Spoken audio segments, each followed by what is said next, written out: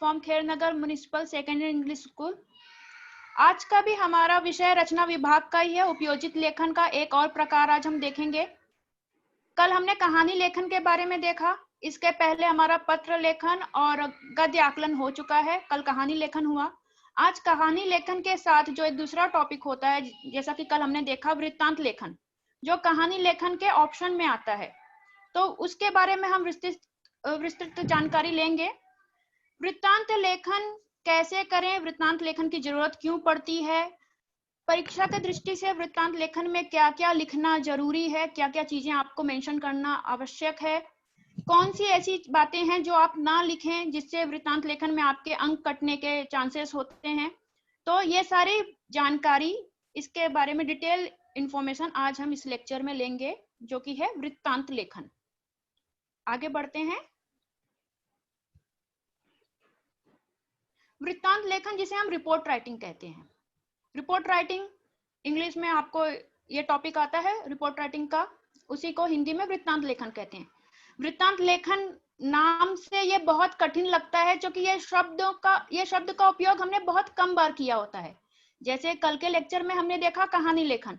कहानी हम बचपन से सुनते आ रहे हैं, तो कहानी वो हमारे दिमाग में बैठा होता है कि कहानी बहुत इजी चीज है, क्योंकि वो हम बार बार वो शब्द का इस्तेमाल करते हैं।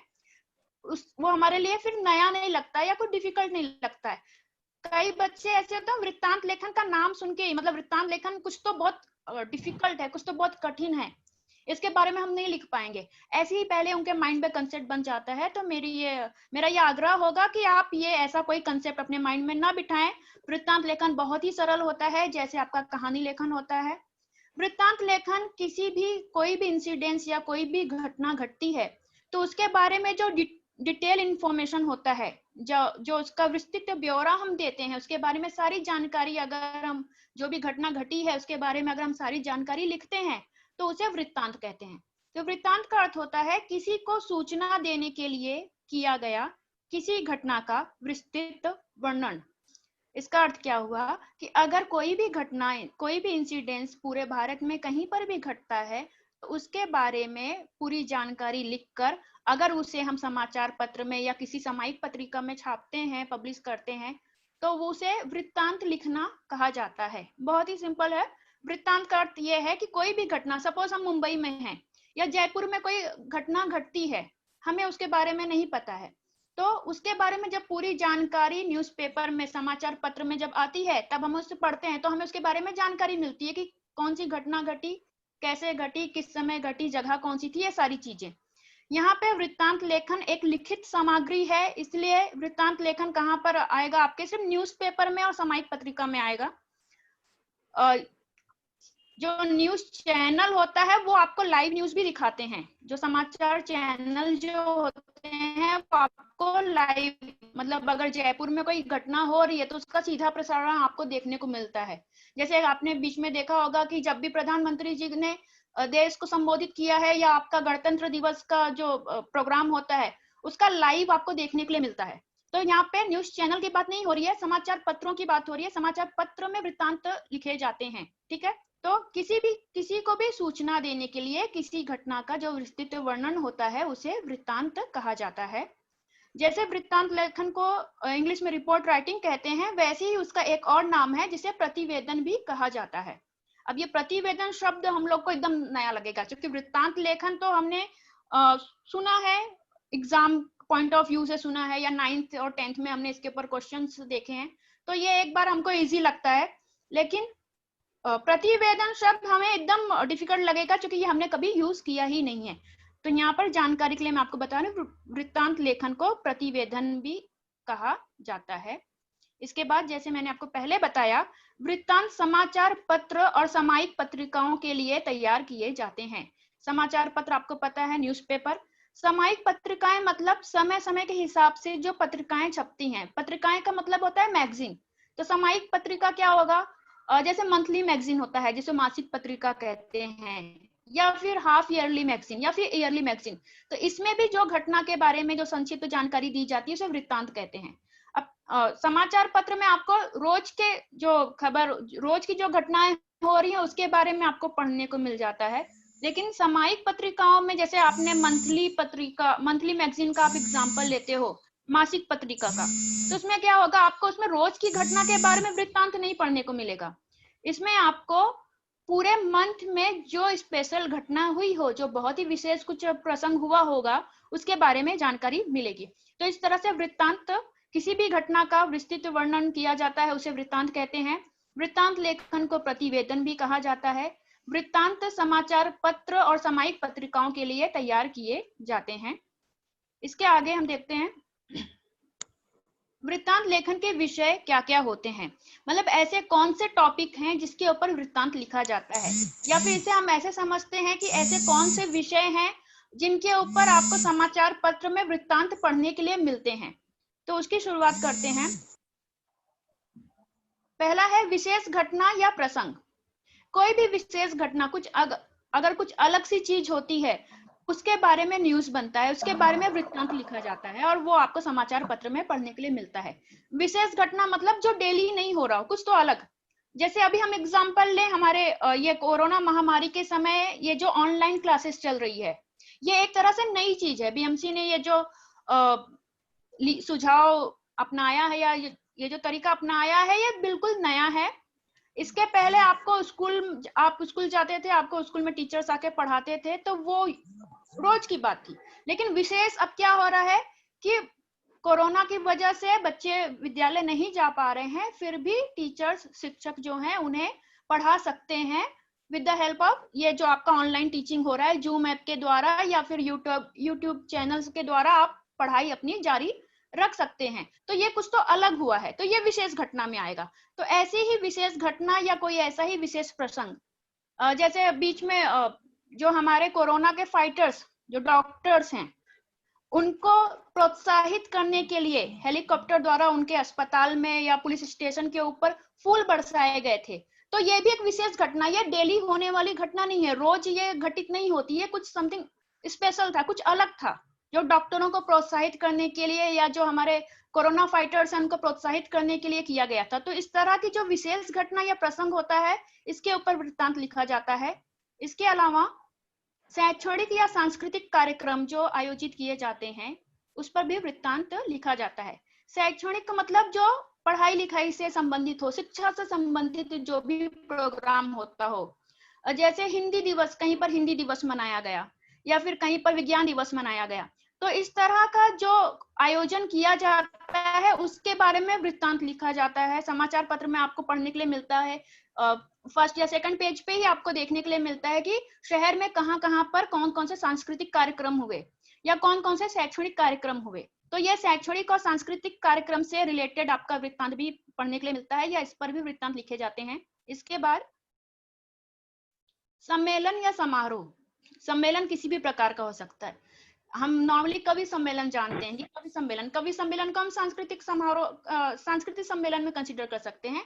सम्मेलन ऐसा भी हो सकता है कि सपोज विश्व पर्यावरण दिवस मनाया गया हो, या विश्व पर्यावरण दिवस आने वाला हो, 5 जून को होता है विश्व पर्यावरण दिवस, अगर वो आने वाला है तो उसके उपलक्ष्य में उस पर चर्चा करने के लिए अगर देश के सभी विश्वविद्यालयों से, जो भी आपके यूनिवर्सिटीज होते हैं, उसमें के जो प्रोफेसर हैं, जो उस पर्टिकुलर सब्जेक्ट में तज्ञ हैं, मतलब स्पेशलिस्ट हैं, ऐसे अगर टीचर्स को बुलाकर, ऐसे शिक्षकों को बुलाकर कोई सम्मेलन कराया जाए, तो वो भी ये विषय भी हो सकता है वृत्तांत लेखन का। इस पर भी वृत्तांत, इस पर भी ये भी एक घटना है, एक इंसिडेंस है जो कि कुछ अलग है, तो इसके ऊपर भी वृत्तांत लिखा जा सकता है। या फिर कोई समारोह का आयोजन किया गया हो तो वो भी वृत्तांत लेखन का विषय हो सकता है। इसके अलावा कई बार हमने न्यूज़पेपर में देखा होता है कि कहीं पर कोई दुर्घटना होती है तो उसके ऊपर हमें वृत्तांत पढ़ने के लिए मिल जाते हैं। या फिर आप न्यूज़पेपर में, समाचार पत्र में आप कहीं कहीं पर पीछे के साइड में या थर्ड या फोर्थ पेज में आप देखते हो कि पेजेस, कोई जरूरी नहीं क्रम कौन सा है, लेकिन बीच बीच में आप देखते हो कि आपको शोक सभा, इसके बारे में भी आपको वृत्तांत पढ़ने के लिए मिलता है। अगर किसी की मृत्यु हो गई हो या किसी की पुण्यतिथि हो तो उसके बारे में भी शोक संदेश दिया जाता है, तो ये भी वृत्तांत लेखन का विषय हुआ। ये सारे विषय हमने अभी जो देखे, ये न्यूज़पेपर के हिसाब से, समाचार पत्र में हम कौन कौन से तरह के वृत्तांत पढ़ते हैं वो हिसाब से हमने जाना। यहाँ पर हमें बात करनी होगी एग्जाम पॉइंट ऑफ व्यू से, मतलब हमारे प्रश्न पत्रिका में वृत्तांत लेखन के कौन से विषय आते हैं, हमें उनके बारे में जानना होगा। तो परीक्षा की दृष्टि से वृत्तांत लेखन के विषय कौन कौन से हो सकते हैं, मतलब आपके एग्जाम में वृत्तांत लेखन के लिए कौन कौन सा टॉपिक दिया जा सकता है, उसके बारे में यहाँ पर डिस्कस कर रही हूँ। यहाँ पर मैंने कुछ एग्जाम्पल ही लिए हैं। ये एग्जाम्पल लेने के पीछे का मकसद ही यही है कि आप भी पूरे मंथ 12 महीने जो आपके होते हैं, हर एक महीने में जो आप ऐसे डेज हैं जो आपके स्कूल में सेलिब्रेट किए जाते हो, वो दिनांक लिखना है, डेट लिखनी है, वो विषय क्या है, किस लिए क्या सेलिब्रेट किया जाता है, टॉपिक क्या है, वो लिखना है। और इस तरह से आपको एक पूरी सूची बनानी है। तो वो सूची कैसे बनानी है, इसलिए मैंने ये थोड़े से टॉपिक डिस्कस किए हैं। जैसे 12 जनवरी को राष्ट्रीय युवा दिवस मनाया जाता है, नेशनल यूथ डे। ये स्वामी विवेकानंद की जयंती होती है 12 जनवरी को, और उस दिन हम राष्ट्रीय युवा दिवस सेलिब्रेट करते हैं। तो इसके ऊपर आपको एग्जाम में क्वेश्चंस आ सकते हैं।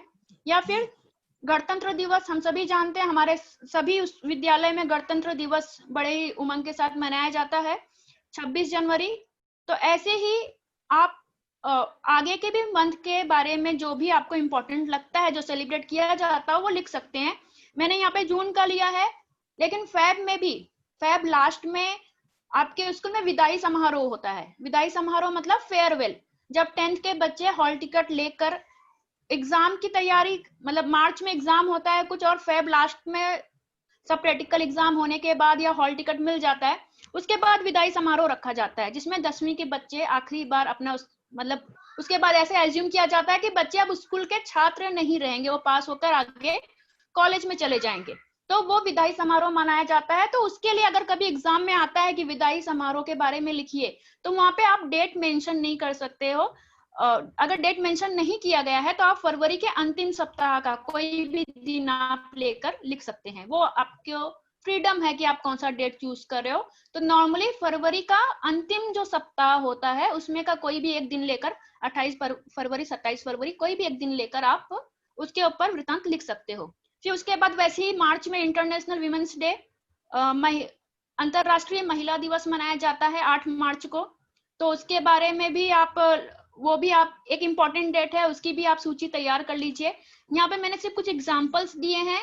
आपको 12 महीने के हिसाब से हर एक महीने में, प्रत्येक महीने में जो जो इम्पोर्टेंट डेज ऐसे हैं जिसे स्कूल में सेलिब्रेट किया जाता है, जिसका उत्सव स्कूल में मनाया, विद्यालय में मनाया जाता है, उसके बारे में एक सूची बनानी है। जैसे यहाँ पर 5 जून है विश्व पर्यावरण दिवस, ये हम स्कूल में सेलिब्रेट करते हैं।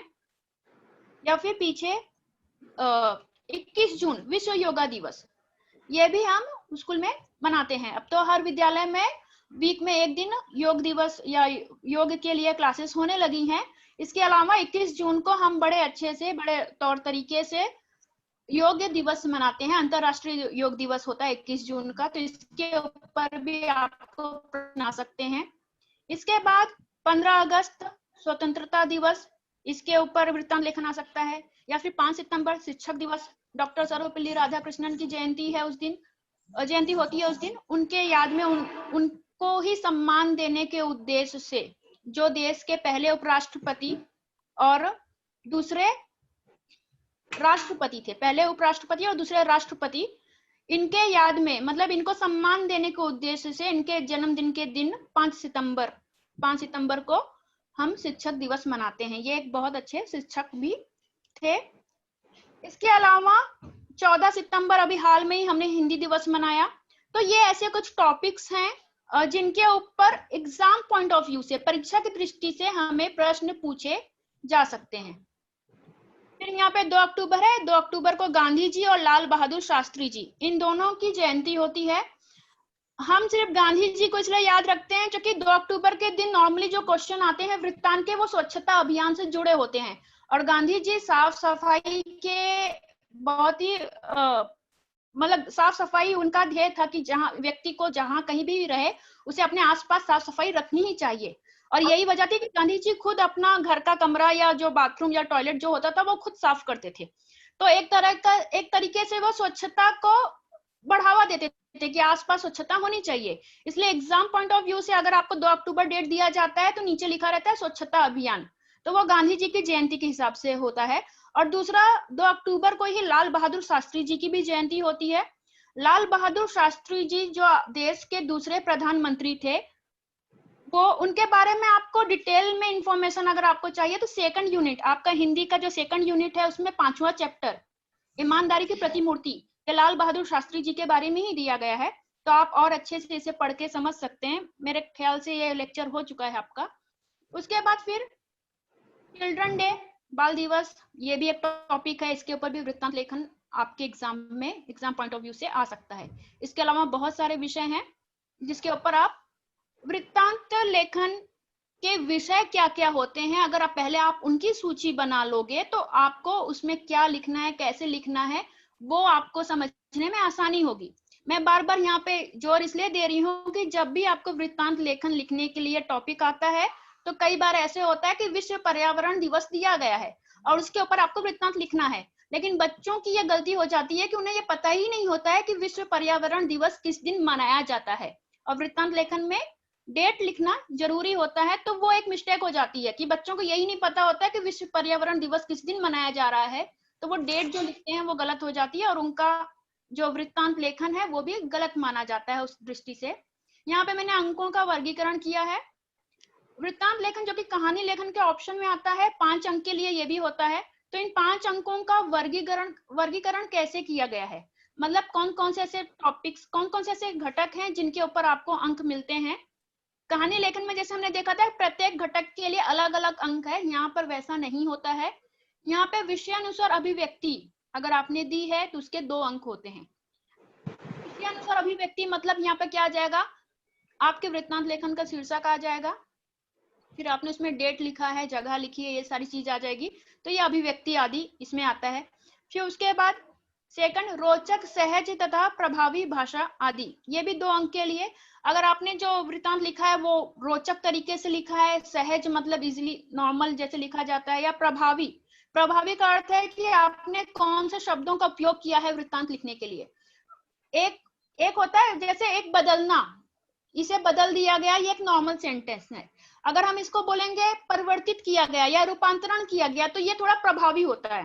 तो इस तरह प्रभावी भाषा का अगर आपने उपयोग किया है वृत्तांत लिखते समय, कौन से शब्दों का उपयोग किया है, इसके ऊपर भी आपको 2 अंक देते हैं। इसमें आपको एक एक घटक के ऊपर अंक नहीं मिलता है, बल्कि पूरा आपने विषयानुसार अभिव्यक्ति दी है, टॉपिक दिया है, फिर उसके बाद डेट बताया है, जगह बताई है, वो आगे हम विस्तार में पढ़ेंगे, तो उसके ऊपर 2 अंक होता है। फिर आपकी लैंग्वेज के आपने जो लिखा है वो मात्रा सही है या प्रभावी शब्दों का उपयोग किया है, या फिर आपने जो वृत्तांत लिखा है उसमें कुछ रोचकता बनी हुई है, इंटरेस्ट बनता है या नहीं, उसके ऊपर आपके 2 अंक होते हैं। और फिर लास्ट में विषयानुरूप समापन, आपने विषय के हिसाब से अपने वृत्तांत का समापन किया होता है तो आपको 1 अंक मिलता है। इस तरह का ये अंकों का वर्गीकरण होता है। ठीक है, इसके बाद हम देखते हैं वृत्तांत लिखते समय ध्यान देने वाली बातें कौन कौन सी होती हैं। ठीक है, एग्जाम पॉइंट ऑफ व्यू से आप जब वृत्तांत लिखते हो तो उस समय आपको कौन सी ऐसी बातें हैं जिन पर ध्यान देना चाहिए, उनके बारे में हम डिस्कस करते हैं। सबसे पहले वृत्तांत के विषय को भली भांति समझ लें और उसके आधार पर एक कच्ची रूपरेखा तैयार कर लेनी चाहिए।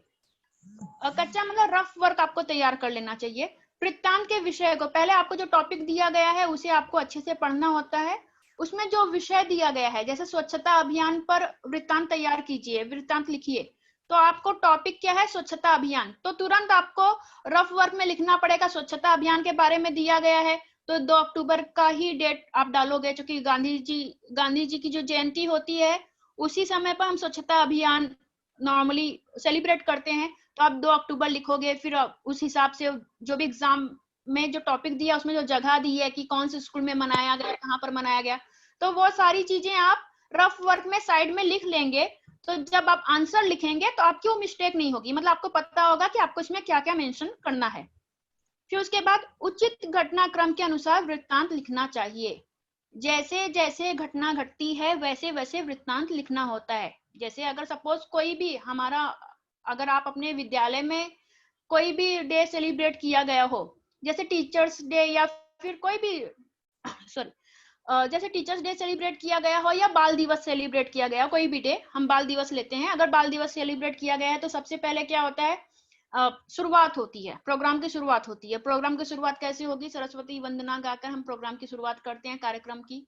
फिर उसके बाद जो विशेष अतिथि हैं वो आते हैं, फिर जो तुम्हारे प्रधानाचार्य हैं वो जो विशेष अतिथि हैं उनका सम्मान करते हैं। तो ये सारी उचित घटनाक्रम, ये क्रम हम क्या क्या होता है विस्तार में आगे की स्लाइड में देखेंगे। कहने का मतलब है वृत्तांत एक उचित घटनाक्रम के अनुसार होना चाहिए। आप पहले ही समापन, स्वागत करने के पहले अगर आप समापन लिखते हो तो आपका वृत्तांत गलत माना जाता है।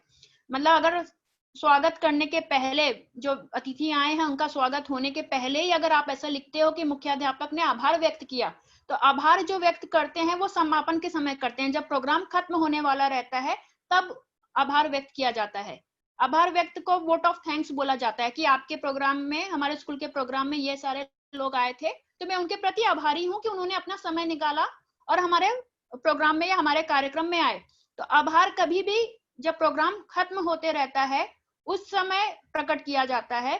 अगर आप उसे स्वागत के तुरंत बाद लिख देते हो कि आभार व्यक्त किया, तो आपका वृत्तांत जो है गलत माना जाएगा। तो यहाँ पे घटनाक्रम के अनुसार ही वृत्तांत लिखना चाहिए। उसके बाद तीसरी चीज है, महत्वपूर्ण बातों का ही समावेश करना चाहिए।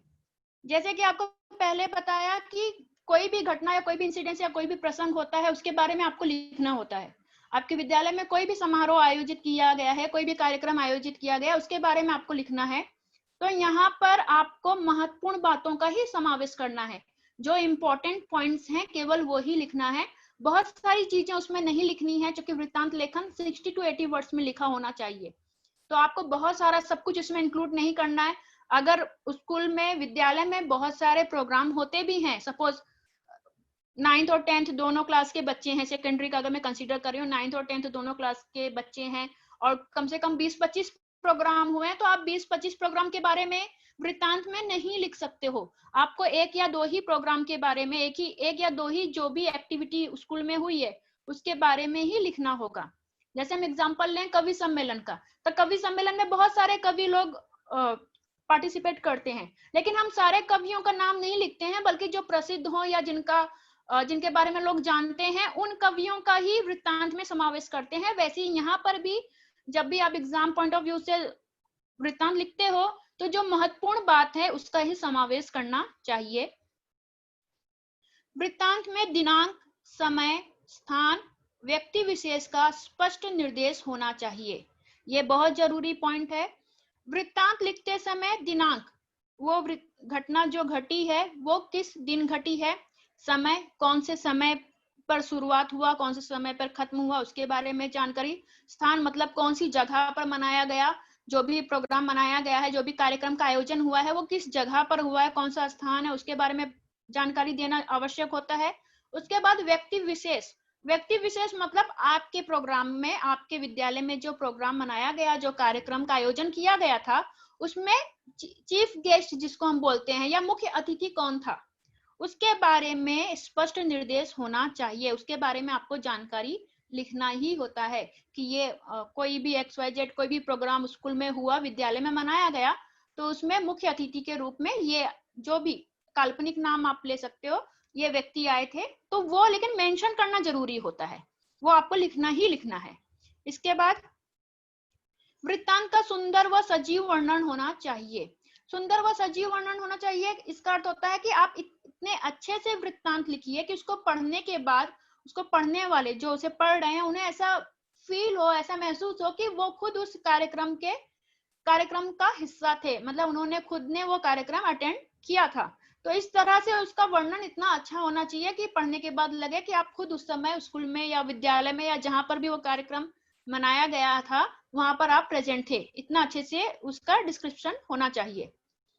अंत में वृत्तांत घटनाक्रम के अनुसार अनुच्छेद लिखना चाहिए, ये बहुत जरूरी होता है। आप नाम लिखते हो, उसके बाद फिर घटना की शुरुआत जो होती है, जो भी कार्यक्रम है उसकी आप शुरुआत लिखते हो और फिर उसके बाद उसका अंत करते हो, तो सब एक ही पैराग्राफ में नहीं होना चाहिए, अलग अलग पैराग्राफ में। बहुत ज्यादा इसमें पैराग्राफ परिच्छेद नहीं है, अनुच्छेद है। एक एक लाइन छोड़ के या नीचे वाली लाइन में थोड़ा सा स्पेस छोड़ के आपको लिखना चाहिए। इसके बाद फिर नेक्स्ट आगे बढ़ते हैं। वृत्तांत लेखन में समाविष्ट होने वाले मुद्दे, अगर आपको ये पॉइंट्स, अभी यहाँ पर जो पॉइंट्स बताए जाएंगे, अगर आपके दिमाग में ये बातें, ये पॉइंट्स बैठ जाती है तो कैसा भी विषय आने दो, कोई भी विषय आने दो, आप उसके ऊपर बड़े आराम से वृत्तांत लिख सकते हो। ये बहुत ही सिंपल है वृत्तांत लिखना। वृत्तांत हम सुनते बहुत कम है, वृत्तांत शब्द हमारे लिए नया होता है, इसलिए हमारे मन में कंसेप्ट बैठ जाता है कि कुछ तो बहुत डिफिकल्ट सी चीज है, लेकिन ऐसा जरा भी नहीं है। ये बहुत ही आसान है। ये अभी आपको यहाँ के ये स्लाइड्स सारे आप देखोगे तो आपको समझ में आ जाएगा। वृत्तांत लेखन में समाविष्ट होने वाले मुद्दे कौन कौन से हैं। तो सबसे पहला है शीर्षक या विषय। अब शीर्षक क्या हुआ कि जो भी कार्यक्रम आपके विद्यालय में सेलिब्रेट किया गया है उसका एक शीर्षक होना चाहिए। शीर्षक जो है वो विषय पर ही डिपेंड करता है, निर्भर करता है। जैसे अगर स्वच्छता अभियान मनाया गया तो आपका शीर्षक होगा स्वच्छता अभियान का जोरदार या शानदार प्रदर्शन, ठीक है, या शानदार समारोह। विषय है शिक्षक दिवस मनाया गया तो शीर्षक होगा शिक्षक दिवस का शानदार समारोह या आयोजन। ऐसे कोई भी शीर्षक आपका जो है, जो विषय दिया गया है उसके हिसाब से ही आपको शीर्षक लिखना होता है। आप पहले विषय पढ़िए और उसी हिसाब से उसका शानदार समारोह किया गया, शानदार आयोजन किया गया, उमंग से मनाया गया, ऐसा जो भी है वो शीर्षक में आप लिख सकते हो। उसके बाद सेकंड आता है कहाँ पर मनाया गया। जब आप एग्जाम में आपको जब क्वेश्चन आता है तो उसमें दिया गया रहता है, एक काल्पनिक जगह ही दी गई रहती है। जगह का नाम रियल होता है, मतलब कोई जरूरी नहीं कि वहां पे प्रोग्राम हुआ हो, वो सिर्फ काल्पनिक होता है। तो कौन से, लेकिन जो जगह आपको एग्जाम में टॉपिक में क्वेश्चन में जो जगह दी गई है आपको वही जगह लिखना होता है। सोलापुर में मनाया गया, कोल्हापुर में मनाया गया, पुणे में, मुंबई में, जहां पे भी मनाया गया है तो वो कहाँ मनाया गया है, मतलब वो स्थान, वो जगह का नाम लिखना जरूरी होता है। सबसे पहले आप शीर्षक लिखते हो, फिर उसके बाद स्थान मतलब जगह, जिस जगह पर ये सेलिब्रेशन हुआ है उस जगह के बारे में लिखते हो।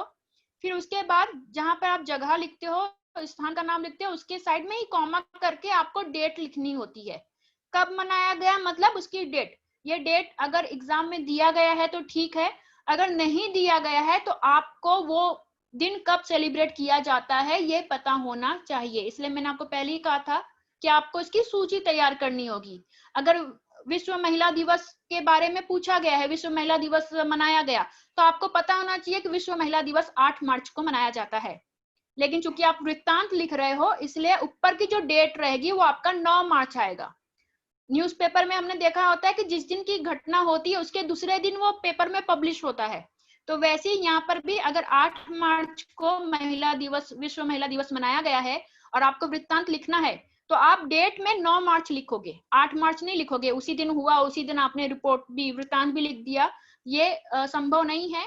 तो इसके लिए यहाँ पे क्या होगा, डेट जो आएगी वो 9 मार्च आएगी, एक दिन आगे की आती है। कई बार विषय में जो आपका क्वेश्चन पेपर है उसमें जो टॉपिक दिया जाता है उसमें डेट मेंशन की जाती है, कई बार नहीं की जाती है।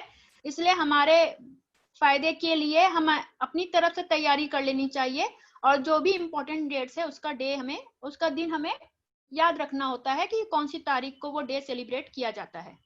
फिर उसके बाद नेक्स्ट है प्रसंग या घटना। कौन सी घटना, कौन सा प्रसंग है या किस विषय में कार्यक्रम आयोजित किया गया है उसके बारे में मेंशन करना होता है। जैसे कि कोई भी एग्जांपल, ABC विद्यालय में शिक्षक दिवस मनाया गया, तो यहाँ पे प्रसंग या घटना क्या है, शिक्षक दिवस। शिक्षक दिवस मनाया गया है, शिक्षक दिवस पर एक बहुत ही सुंदर कार्यक्रम का आयोजन किया गया, तो प्रसंग या घटना यहाँ पर क्या आएगा, शिक्षक दिवस आएगा। विज्ञान दिवस आ सकता है, वाचन प्रेरणा दिवस आ सकता है। ऐसे कोई भी जो भी विषय दिया गया है उसके हिसाब से आपका प्रसंग होना चाहिए, उसके बारे में आपको लिखना है। उसके बाद नेक्स्ट होता है कार्यक्रम अध्यक्ष। इसका अर्थ होता है विशेष अतिथि।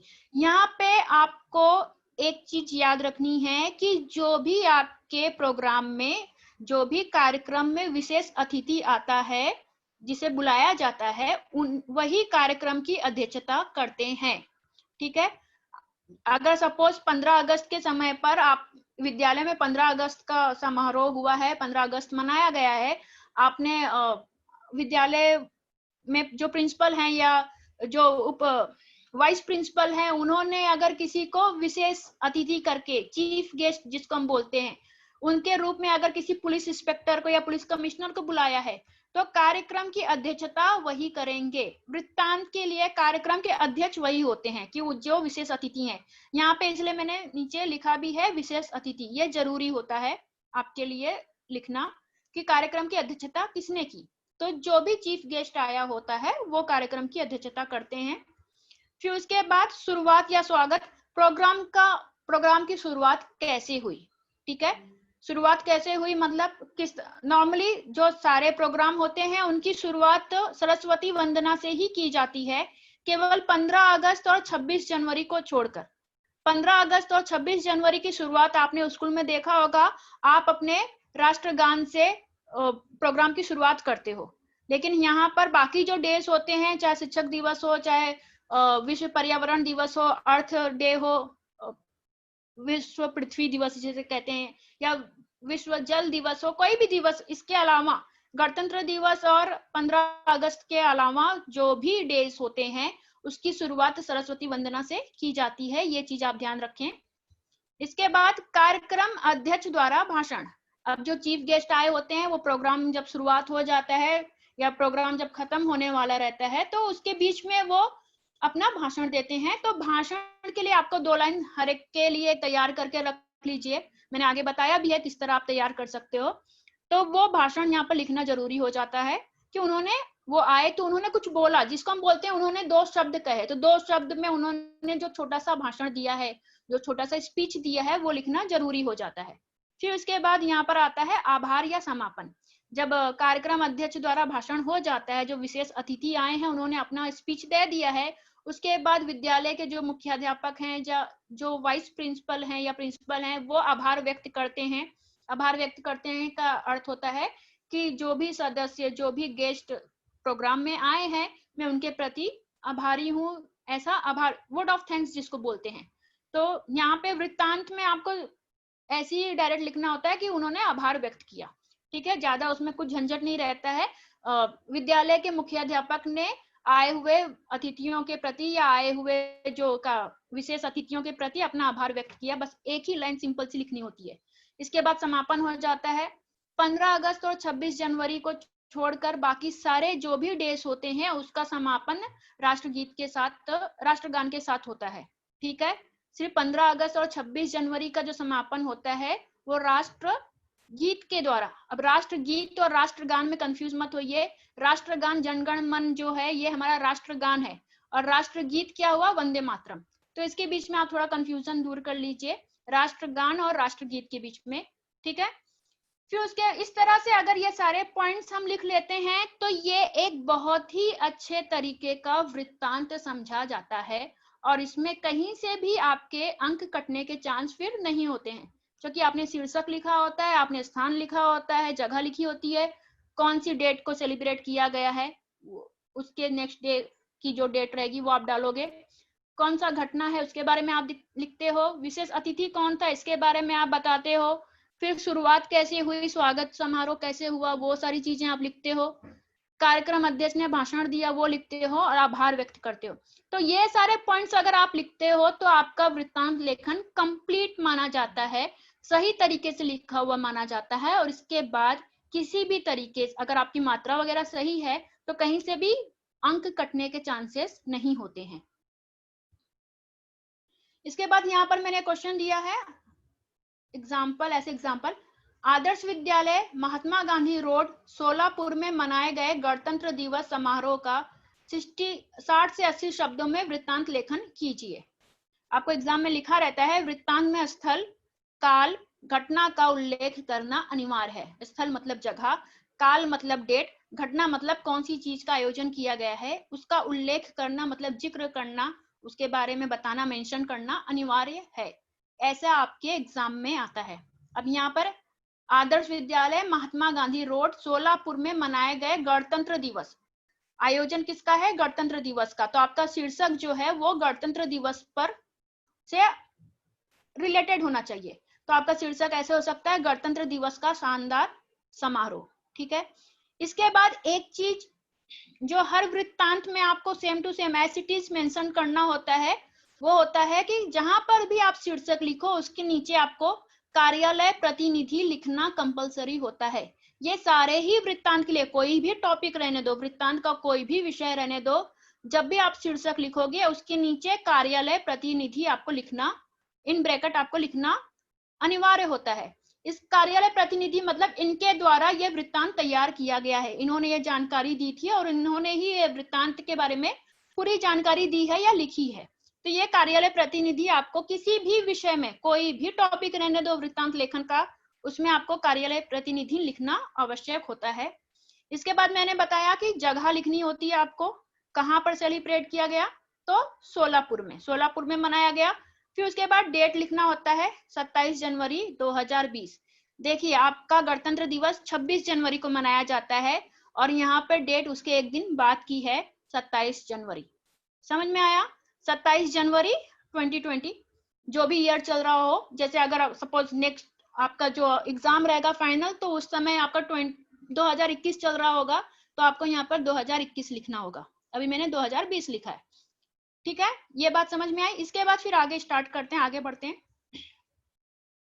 सोलापुर के आदर्श विद्यालय महात्मा गांधी रोड के प्रांगण में, मतलब एरिया में, कल 26 जनवरी को बड़े जोश और उमंग के साथ गणतंत्र दिवस का शानदार आयोजन किया गया।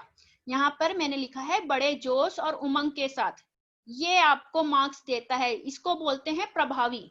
आपने प्रभावी तरीके से, प्रभावी भाषा का उपयोग किया है। तो बड़े जोश और उमंग के साथ गणतंत्र दिवस का शानदार आयोजन किया गया। आप इसको ऐसे भी लिख सकते हो, कल 26 जनवरी का आयोजन किया गया, ठीक है? और आप इसको ऐसे भी, कल 26 जनवरी को गणतंत्र दिवस का आयोजन किया गया, इसको ऐसे भी लिख सकते हो, या फिर इसको इंप्रेसिव करने के लिए, प्रभावी बनाने के लिए इन शब्दों का उपयोग भी कर सकते हो। बड़े जोश और उमंग के साथ, बड़े जोर शोर से, ठीक है? उत्साहित रहते हैं ना हम गणतंत्र दिवस जब मनाते हैं या 15 अगस्त मनाते हैं, कोई डे हम सेलिब्रेट करते हैं, तो विद्यार्थी कैसे उत्साहित होते हैं, तो वो उत्साह दिखाने वाले शब्दों का आपको यहाँ पे उपयोग करना होगा। फिर समारोह के अध्यक्ष जाने माने भूतपूर्व पुलिस आयुक्त श्री DK बनर्जी जी थे। ये सारी चीजें काल्पनिक हैं, ठीक है? ये सारा काल्पनिक होता है। आप कोई भी नाम ले सकते हो। अध्यक्ष बनाने के लिए जिस तरह का आयोजन हो उससे रिलेटेड आपको अध्यक्ष बनाना होता है, क्योंकि ये 26 जनवरी है, 26 जनवरी हो या 15 अगस्त हो, इन दोनों ही चीज के लिए आप पुलिस डिपार्टमेंट के किसी आयुक्त मतलब कमिश्नर होता है, पुलिस आयुक्त को बुला सकते हो, या कोई रिटायर्ड, ये भूतपूर्व मतलब रिटायर्ड है, रिटायर्ड पुलिस आयुक्त को बुला सकते हो, या जो अभी उस समय पोस्ट पर हैं उनको भी बुलाया जा सकता है। अगर आप जो पोस्ट पर हैं उनको बुलाना चाहते हो तो भूतपूर्व नहीं लिखना है, भूतपूर्व मतलब रिटायर्ड, जो पहले थे अब नहीं है। आयुक्त श्री DK बनर्जी जी थे। ये नाम आप ऐसा ही चूज कीजिए जो आपको लिखने इजिली आ जाए, मतलब उसमें आप मात्रा में गलती ना करें, ठीक है? फिर आगे बढ़ते हैं। ये देखिए यहाँ पे मैंने पैराग्राफ ये वाली लाइन छोड़ दी, नेक्स्ट लाइन से मैंने लिखने की शुरुआत की है। कार्यक्रम की शुरुआत ध्वजारोहण के साथ राष्ट्रगान से हुई। हम झंडा फहराते हैं 15 अगस्त और 26 जनवरी के दिन, और उसके बाद राष्ट्रगान की, जनगण मन, ये हमारा राष्ट्रगान है, इसे हम गाते हैं और उससे ही प्रोग्राम की शुरुआत होती है। अगर यहाँ पर कोई और प्रोग्राम होता तो आपको लिखना होता सरस्वती वंदना के साथ आपने प्रोग्राम की शुरुआत की है। फिर उसके बाद कार्यक्रम में विद्यार्थियों ने कई नाटक व देशभक्ति गीत प्रस्तुत किए। कई सारे विद्यार्थियों ने बहुत सारे नाटक प्रस्तुत किए या देशभक्ति गीत, या जो भी नृत्य है तो नृत्य लिखिए, नृत्य प्रस्तुत किए। भाषण देना, मतलब जो भी आपको लिखना हो, भाषण लिख दीजिए, नाटक लिख दीजिए, देशभक्ति गीत जो आप नॉर्मली अपने स्कूल में करते हो, या आपके स्कूल में जो भी चीजें, जिस चीजों के द्वारा सेलिब्रेट किया जाता है, जो भी एक्टिविटी होती है, वो भी आप लिख सकते हो। उसके बाद विद्यालय के मुख्याध्यापक श्री राय बहादुर दिनकर जी ने, ये भी काल्पनिक नाम है, राय बहादुर दिनकर जी ने अध्यक्ष महोदय का स्वागत किया और उनका परिचय दिया, ठीक है? इनके जो ये DK बनर्जी थे, इनका स्वागत किया, ठीक है? यहाँ पर आपको बताया गया कि अध्यक्ष कौन था, वो आए हैं नहीं आए हैं ये मेंशन नहीं किया गया है, लेकिन जब आप यहाँ पे लिखोगे कि अध्यक्ष महोदय का स्वागत किया गया, मतलब वो आ चुके हैं और आपके जो मुख्याध्यापक हैं उन्होंने उनका स्वागत किया, उनका परिचय दिया, उनके बारे में जानकारी दी। उसके बाद अध्यक्ष महोदय ने भाषण दिया, जो अध्यक्ष महोदय आए हैं उन्होंने भाषण दिया, और उसके बाद भाषण में जो चीज का आयोजन है उससे रिलेटेड ही भाषण भी होना चाहिए। फिर माननीय मुख्याध्यापक जी ने समारोह में उपस्थित सभी महानुभावों का आभार व्यक्त किया। अब ये मुख्याध्यापक भी हो सकते हैं, वाइस प्रिंसिपल भी हो सकते हैं, प्रधानाचार्य, उपर प्रधानाचार्य भी हो सकते हैं, ये कोई भी कर सकता है, या कोई सीनियर शिक्षक है, वरिष्ठ शिक्षक है, वो भी जितने भी गेस्ट आए हैं उनके प्रति आभार व्यक्त कर सकते हैं, ठीक है? फिर उसके बाद अंत में राष्ट्रगीत के साथ समारोह की समाप्ति हुई। यहाँ पे अंत में राष्ट्रगीत के साथ समारोह की समाप्ति हुई। ये चूंकि 15 अगस्त और 26 जनवरी के दिन मैंने आपको बताया है कि शुरुआत जो होती है वो राष्ट्रगान के साथ होती है और अंत जो होता है वो राष्ट्रगीत के साथ होता है। बाकी समारोह में शुरुआत जो है वो सरस्वती वंदना के साथ होती है और अंत जो होता है वो राष्ट्रगान के द्वारा, राष्ट्रगान के बाद हो जाता है। ठीक है, तो ये आपको ध्यान देने वाली बात है। इसके बाद वृत्तांत लेखन में क्या लिखें उसके बारे में बताया गया है। विषय अनुसार आपका शीर्षक होना चाहिए, जैसा टॉपिक है उसके हिसाब से ही शीर्षक होना चाहिए। अभी हमने देखा अगर शिक्षक दिवस है तो शिक्षक दिवस के हिसाब से आपका शीर्षक होना चाहिए, शिक्षक दिवस का शानदार समारोह या शानदार आयोजन, ऐसा कुछ। फिर उसके बाद शीर्षक के नीचे कार्यालय प्रतिनिधि लिखना आवश्यक होता है। ये कौन सा भी विषय रहने दो वृत्तांत लेखन का, आपको इन ब्रैकेट कार्यालय प्रतिनिधि लिखना ही है। कहीं कहीं पर कार्यालय प्रतिनिधि द्वारा लिखा जाता है, वो भी सही है। कार्यालय प्रतिनिधि लिखते हो तो वो भी सही है, उसमें कोई कुछ भी गलत नहीं है। यहाँ पे आप आगे द्वारा भी लिख सकते हो, नहीं भी लिखा तो भी सही है। तो ये आप इसकी प्रैक्टिस कर लीजिए, क्योंकि अगर आप कार्यालय प्रतिनिधि आपको पता ही है कि वृत्तांत लेखन में लिखना ही है और आप यही वर्ड अगर गलत लिख रहे हो तो फिर कुछ मतलब नहीं बनता है आप कि आपने वृत्तांत लेखन की क्या तैयारी की है। तो ऐसी चीजों का आप प्रैक्टिस कर लीजिए। समारोह की शुरुआत सरस्वती वंदना के साथ होती है। कौन कौन सा दिवस छोड़ के? गणतंत्र दिवस और स्वतंत्रता दिवस को छोड़कर बाकी जो भी आयोजन होता है उसकी शुरुआत सरस्वती वंदना से ही की जाती है। ऐसा आपको वृत्तांत में लिखना ही होता है। फिर अध्यक्ष महोदय या महोदया का भाषण। महोदय मतलब अगर वो जेंट्स है तो महोदया मतलब अगर कोई लेडीज गेस्ट है। जैसे विश्व महिला दिवस के दिन हम जिसको अध्यक्ष बनाएंगे या जो हमारे विशेष अतिथि होंगे वो एक महिला ही होंगी, नो डाउट, क्योंकि विश्व महिला दिवस के लिए हम सेलिब्रेशन कर रहे हैं। तो उस समय महोदया का जो भाषण है वो आपको लिखना कंपलसरी होता है, ये लिखना ही है वृत्तांत लेखन में आपको। अतिथियों का आभार। प्रोग्राम जस्ट खत्म होने के पहले अतिथियों का आभार किया जाता है। जो लोग अपना समय निकल कर आए उनके प्रति आभार व्यक्त किया, बस इतना ही। आयोजन कार्यक्रम में आए अतिथियों का आभार व्यक्त किया, किसने किया वो लिख देना है, बस एकदम सिंपल, कुछ ज्यादा उसमें ज्यादा लिखना ही नहीं है आपको। फिर उसके बाद समारोह का अंत राष्ट्रगान द्वारा। ठीक है, केवल गणतंत्र दिवस और स्वतंत्रता दिवस को छोड़कर बाकी सारे प्रोग्राम का अंत, समारोह का अंत किसके द्वारा होता है? राष्ट्रगान द्वारा होता है। गणतंत्र दिवस और स्वतंत्रता दिवस का जो अंत होता है वो राष्ट्र गीत के द्वारा वंदे मातरम गाकर हम करते हैं। ठीक है, इसके बाद अब यहाँ पे है क्या ना लिखें, कौन सी चीजें आपको नहीं लिखनी है जिसपे आपके अंक कट होते हैं, आपके मार्क्स कट होते हैं, आपके अंक घटते हैं।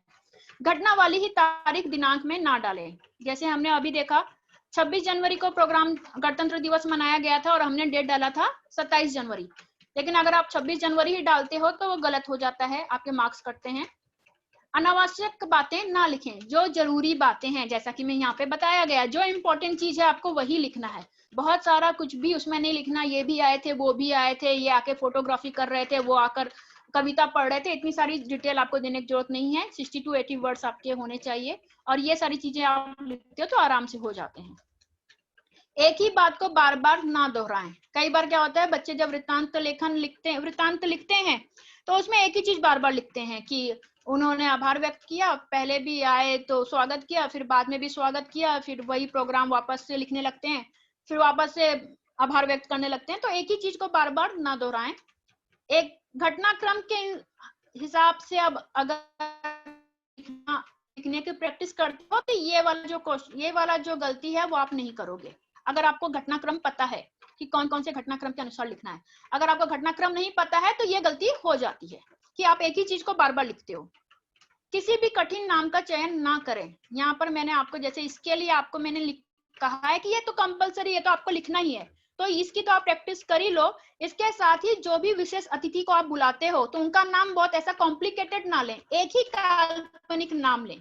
जैसे मैंने अपने एग्जाम्पल में DK बनर्जी लिया है, अगर वो शिक्षक दिवस के लिए आए हैं तो उनको टीचर बना दीजिए कि शिक्षक थे, रिटायर्ड शिक्षक, रिटायर्ड प्रिंसिपल। अगर वो 15 अगस्त के लिए आए हैं तो कोई सैन्य अधिकारी हैं, कोई भी सेना के अधिकारी हैं, नौसेना के अधिकारी हैं, पूर्व भूतपूर्व, या कोई पुलिस अधिकारी हैं, तो लेकिन वही नाम का चयन करें जिसकी आपने प्रैक्टिस कर रखी हो, ठीक है। नहीं तो आप नाम ले रहे हो और नाम में ही मात्रा में आप कर रहे हो तो फिर कुछ मतलब नहीं बन जाता है। मैं, मेरा, मुझे या हम, इन शब्दों का उपयोग ना करें। पूरे वृत्तांत में कहीं पर भी मैंने ये किया या मेरा ये काम, मेरा नंबर आया तो मैंने ये किया, मुझे ये कहना पड़ा, ये सारे जो होते हैं उत्तम पुरुषवाचक शब्द इनको कहते हैं, इनका उपयोग ना करें, कहीं पर भी इनका उपयोग नहीं करना है। इसके बाद मैंने यहाँ पे एक एग्जाम्पल दिया है, आप इसका स्क्रीनशॉट ले सकते हैं। मुख्य अतिथि, दिनांक, प्रसंग, समारोह, मुख्य अतिथि और भाषण, इस तरह से मैंने सूची बनाई है। यहाँ पे मैंने कुछ के ही बारे में मेंशन किया है।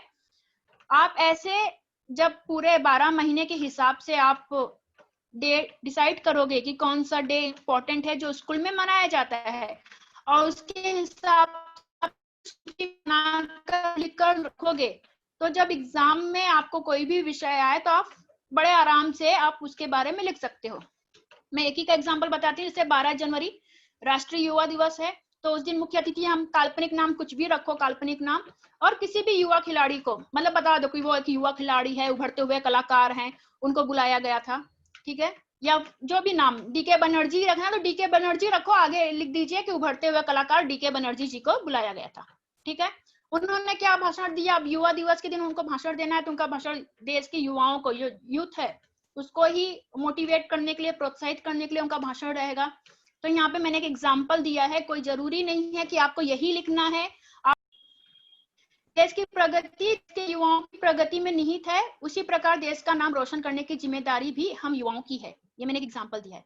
युवा दिवस है तो इसके लिए जो भी वहां पे मुख्य अतिथि आए हैं वो जो भाषण देंगे वो युवाओं को मोटिवेट करने के लिए, प्रोत्साहित करने के लिए देंगे। तो उसी प्रकार से मैंने सारे 26 जनवरी के हिसाब से क्या भाषण हो सकता है या 15 अगस्त के हिसाब से क्या भाषण हो सकता है, तो ये सारी चीजें बताई हैं।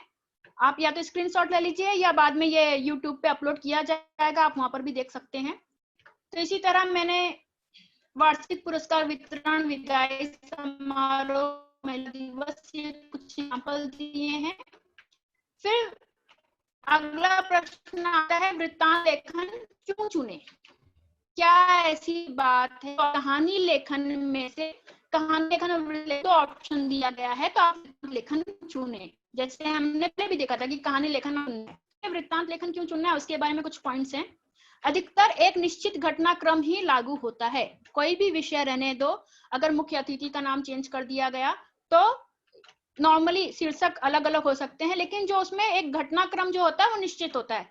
पहले स्वागत होता है, फिर उसके बाद प्रोग्राम होते हैं, जो भी कार्यक्रम आयोजित किए गए हैं वो होते हैं, फिर जो विशेष अतिथि आए होते हैं उनका भाषण होता है, फिर मुख्याध्यापक द्वारा आभार व्यक्त किया जाता है और लास्ट में समापन होता है। ये फिक्स है। तो ये आपको अगर घटनाक्रम अगर आपको पता है तो इसमें कुछ भी डिफिकल्ट नहीं है, ऐसा कुछ भी मुश्किल नहीं है जो आप नहीं लिख सकते हो।